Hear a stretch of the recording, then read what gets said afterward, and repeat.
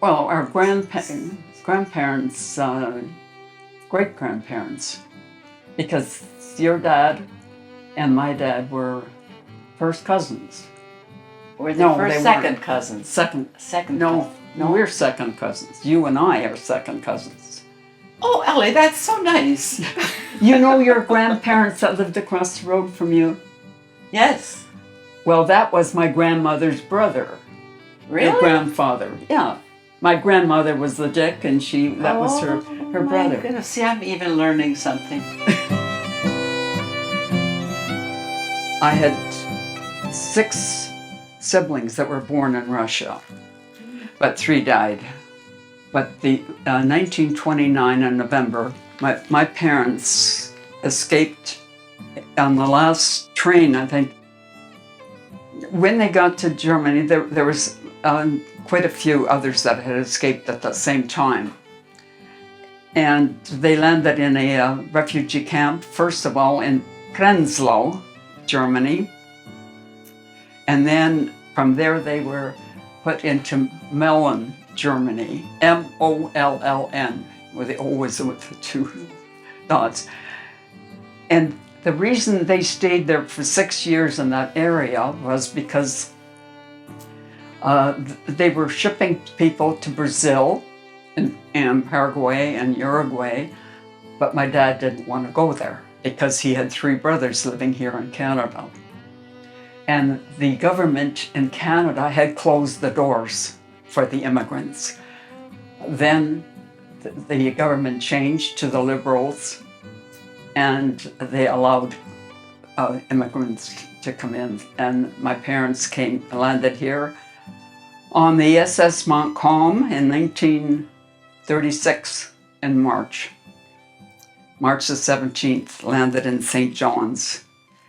When you arrived in 1936, you were with your mother?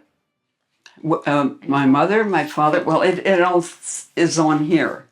It's the mother, Johann, Adolf. See, my youngest brother's name was Adolf in Germany because that's where he was born in 1934. But when we came here, they changed it to Ed. Who else was with you? Your brother, you, your mother, your father, who else? And a sister and 2 brothers. Well, there's 2 brothers. John, 15 years old. Heinrich, well, we changed it to Henry. Well, it is. He was 9 years old. Adolf was 1 year old. Sister Hilda was 14 years old. And I was 3 years old. Here's my passport. I was born in 32. I was 3 years old then, so.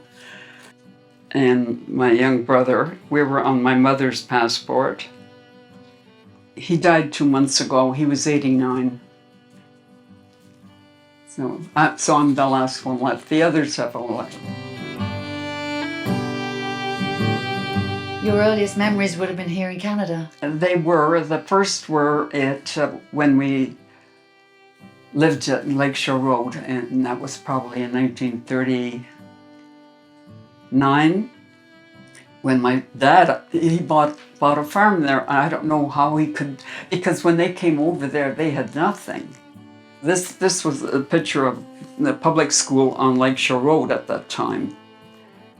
And I was looking at it the other day, and I don't think anybody else is alive, well, except me. Is that right? Wow. That was at Lakeshore Road. Who do you recognize in that picture? Who do I recognize? Well, that's my brother Henry. That was Vera Martins. I have the names all here, but... And then in 1941, my dad bought a 100-acre farm in Virgil, right in Virgil. It's all built up now. It's all subdivisions, and that was the first subdivision in Virgil, I think, the Andrews Street and Henry Street, and that was part of Dad's farm, and my brother developed it. So we lived there for many years. Well, we were right near the lake, so we would go down to the lake and swim, and we were poor. We didn't know it, you know. No, when you grow up, you don't know No.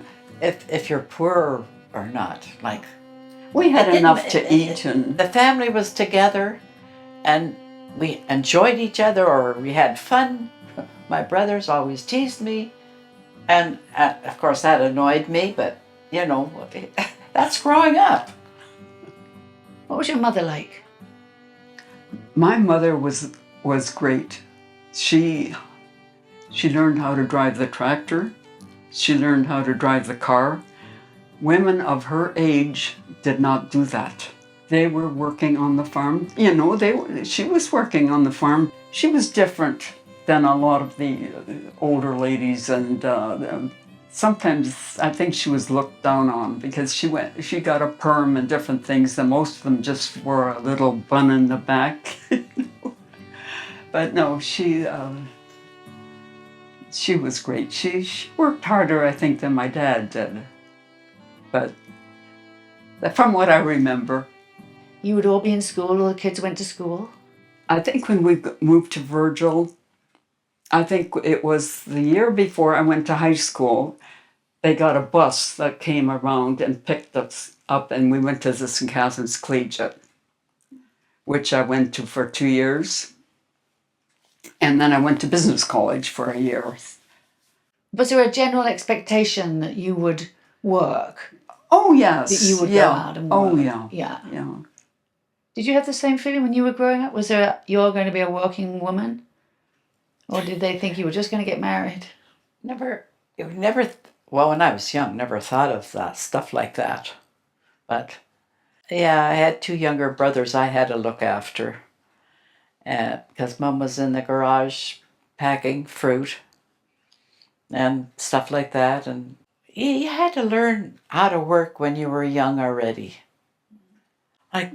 We had fruit farms, right? We did have fruit farms. There was always something to do for everybody. Yeah. Oh, I remember working at the cannery with the peaches because they had such a big crop and they needed help. So everybody was bringing their kids in. And I don't know, I was 15, 16. I hated it because the juice and everything, by the time you were finished, you were just covered in juice and... and peaches, they always had the fuzz, and that wasn't good either. Yeah, I know. What other early businesses do you remember were here as you were growing up?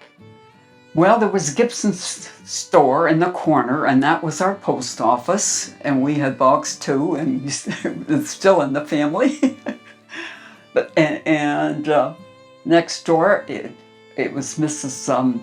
Hutchison. Florence Hutchison. Yeah, she had a store. Her son had been lost in the war too. That building is still there. Where is it? I think it's a tea house now. It's across from the Twisted Vine. That house behind it used to be right on the sidewalk in the front, but it had been moved to the back. And then that became Penner's Garage at one time too, and then there was Ensis, the shoemaker. Oh, there was the drugstore, and it was the Koops. He was the druggist. He was able to go to school. Then there was some nurses that had been able to go to MAC training, and Abe Willems had the Five and Dime store in Virgil, across from Niagara Motors. Yeah. They're prosperous. They were always, you didn't see too many people that were in need amongst the Mennonites. There was the service station. There was 2 service stations. Yeah.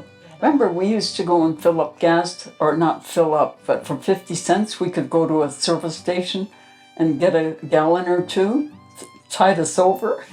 Yeah, right. Yeah. No, we've been blessed. There's no doubt about it. We've all been blessed.